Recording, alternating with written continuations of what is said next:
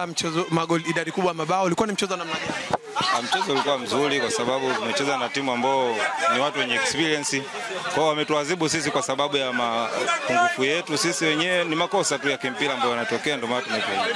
Idadi kubwa ya mabao kwako unajisikia? Ni swala la mpira tu. Yaani kwenye mpira hamna chochote kile kinawezekana. Kwa sababu tumefanya makosa na wameyatumia.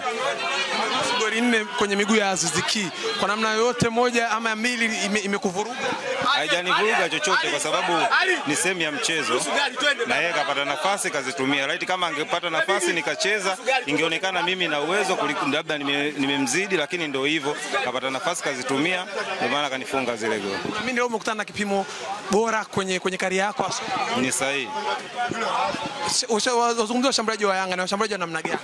Na washambuliaji wa Yanga Afrika na washambuliaji wa namna gani?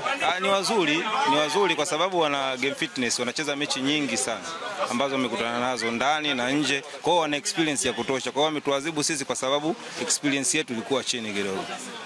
Neno lako kwa wana Stand United? Waendelee kutuvumilia tu kwa sababu bado tunarudi kujipanga kwa ajili ya mashindano ya championship. Tutajifanya vizuri kwa ajili ya kupanda ligi. Shukrani. Asante. Ili kuwa mwanafamilia bora wa Global TV, usisahau kusubscribe, like, kushare na kucomment. Baada ya kusubscribe, bonyeza alama ya kengele ili kupata taarifa kwa kila video inayopanda Global TV Online.